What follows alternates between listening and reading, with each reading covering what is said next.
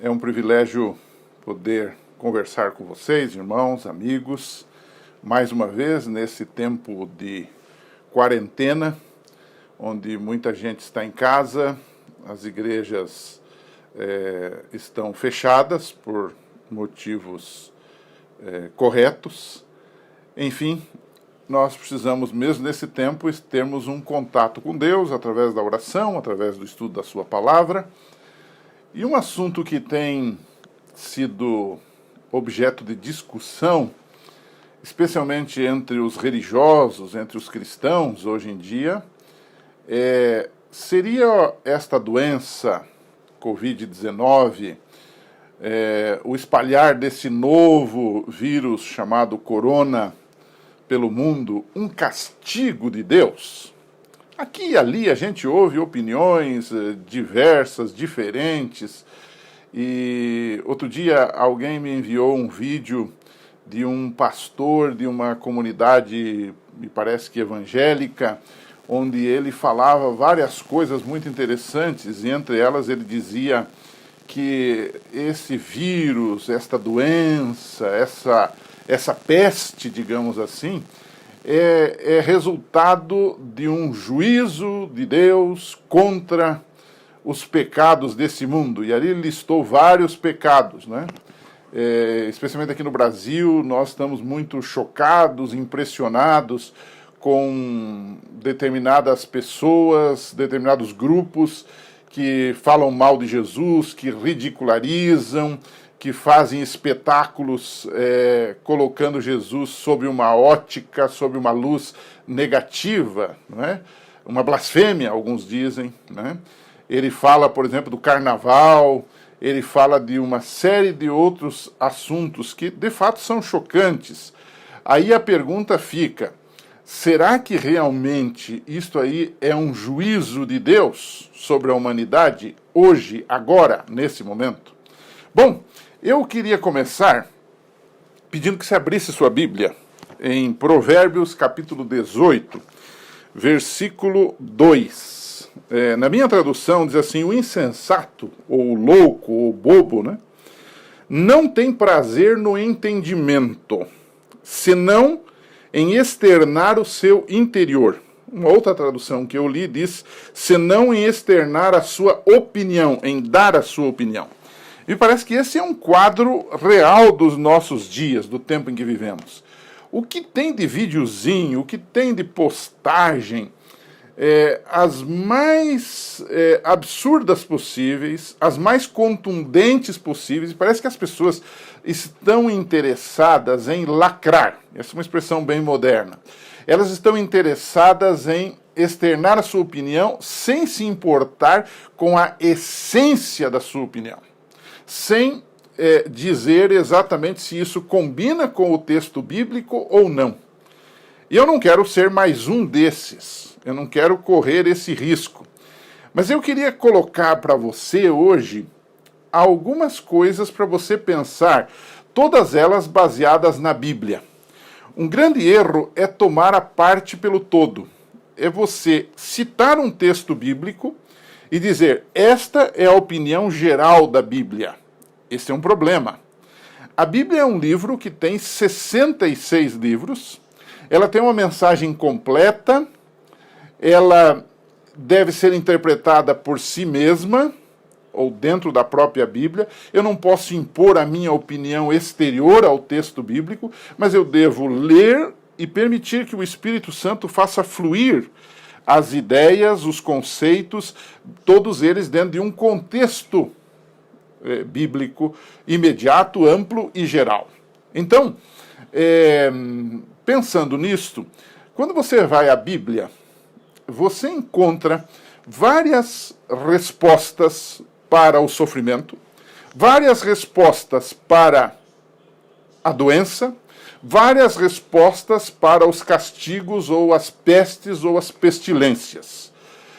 Uma das primeiras respostas que nós temos na Bíblia para isto está no Velho Testamento, num texto muito conhecido, que é 2 Crônicas, capítulo 7, versos 13 e 14. Você está lembrado desse verso? Esse é um verso que os crentes usamos muito para falar e apelar ao povo para se reconsagrar a Deus. Capítulo 7, verso 13 e 14, é Deus falando a Salomão na aliança que ele fez com Salomão, por ocasião da inauguração do templo. E então o texto diz assim, verso 13, se eu cerrar os céus, Deus está dizendo, de modo que não haja chuva, ou seja, mande seca para a terra, estiagem, ou se ordenar aos gafanhotos que consumam a terra, ou enviar a peste entre o meu povo, se o meu povo, que se chama pelo meu nome, se humilhar e orar, e me buscar e se converter dos seus maus caminhos, então eu ouvirei dos céus, perdoarei os seus pecados e sararei a sua terra. Esta aqui é uma das primeiras colocações da Bíblia sobre esta questão das pestes, das pandemias, das epidemias, das doenças e etc. e tal. Mas o contexto aqui está se referindo ao povo de Israel, à igreja de Deus daquela época. Havia uma aliança entre Deus e o seu povo. E se o povo, ele diz, quebrasse essa aliança, Deus permitiria. Note bem que o autor bíblico do Velho Testamento, especialmente, ele é tomado por expressões idiomáticas hebraicas, que atribuem a Deus não aquilo que ele faz somente, mas também aquilo que ele permite. Deus não traz o mal, Deus não traz a morte, Deus não traz a doença. Mas quando o homem se afasta de Deus, naturalmente ele é um candidato por viver nesse mundo sem a proteção de Deus para sofrer essas consequências. Esta é parte desta resposta das epidemias, das pandemias, das doenças, das pestes e assim por diante. Todavia, quando você analisa o quadro atual, você tem um problema para resolver aqui. Qual é o problema? Será que esta doença, este vírus se espalhando mortalmente por aí, é uma obra direta de Deus para nos punir ou para punir a humanidade? Bom, esse indivíduo que eu assisti dizia isto é uma obra de Deus para punir as pessoas. Bom, se ele punisse só o sujeito que foi ao carnaval e bebeu todas, cheirou todas e fez sexo com todas, eu concordaria.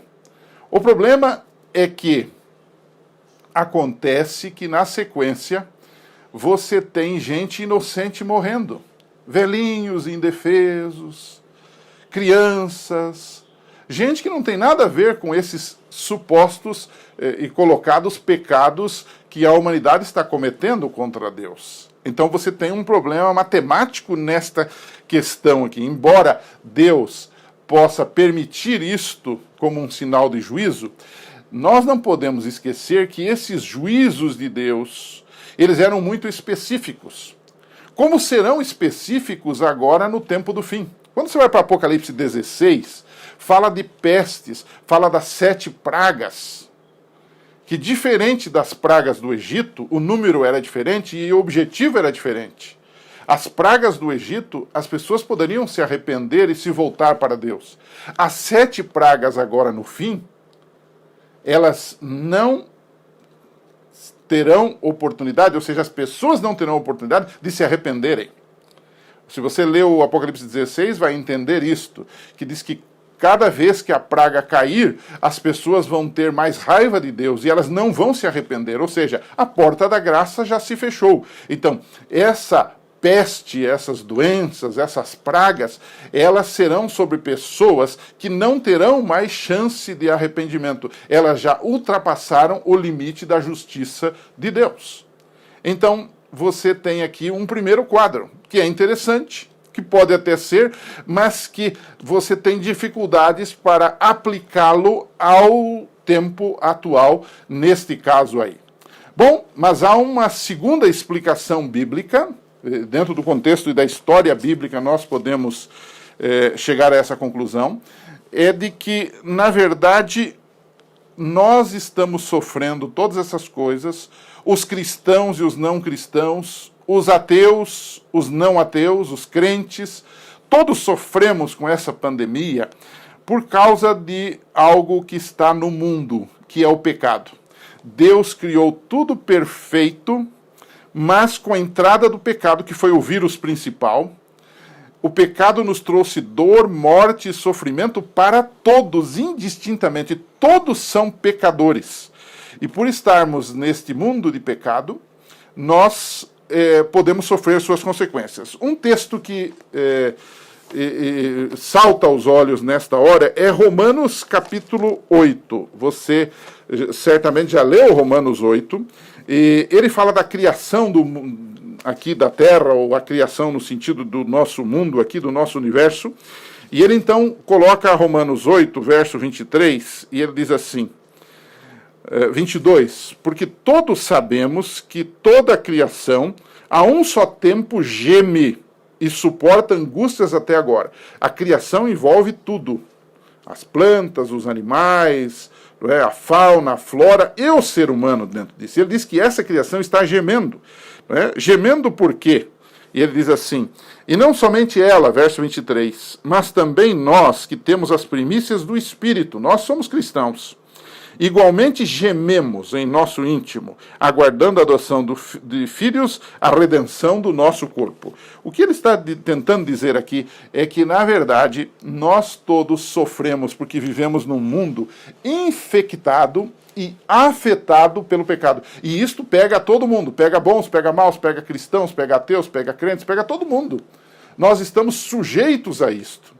E aí tem um aspecto para considerar.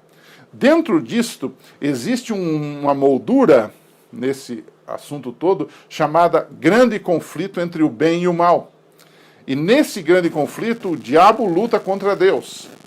O diabo conspira contra Deus e contra os filhos de Deus. E qual é a história que ilustra isto? Exatamente a história de Jó. Jó não havia pecado para sofrer castigo ou doença, ele ficou doente. Ele tinha feridas, chagas, desde a planta do pé até o alto da cabeça, diz a Bíblia. Isto foi um castigo divino? Era assim que pensavam os tolos e precipitados dos seus amigos. Todavia, Jó não pecou contra Deus, nem antes, nem durante, nem depois. Ele era um pecador, é verdade. E por ser pecador e viver nesse mundo, ele estava sofrendo as consequências desta pandemia gerada pelo pecado neste mundo. Mas Jó não foi castigado por causa do seu pecado direto. Há pessoas que são castigadas por causa do seu pecado direto. Há pessoas que sofrem doenças por isto. E eu me lembro aqui de Atos capítulo 12, verso 23, onde se fala de Herodes, o rei Herodes, da época do livro de Atos, que diz que ele blasfemou contra Deus e o anjo de Deus o tocou. E ele morreu comido pelos vermes. Uma cena terrível. Então esse foi um castigo direto de Deus sobre uma pessoa que afrontou a Deus. Mas isto ocorre tanto nacionalmente quanto pessoalmente. Mas também, dentro do quadro que estamos analisando, o sofrimento, a dor, a pestilência, a doença, nem sempre é resultado direto do pecado.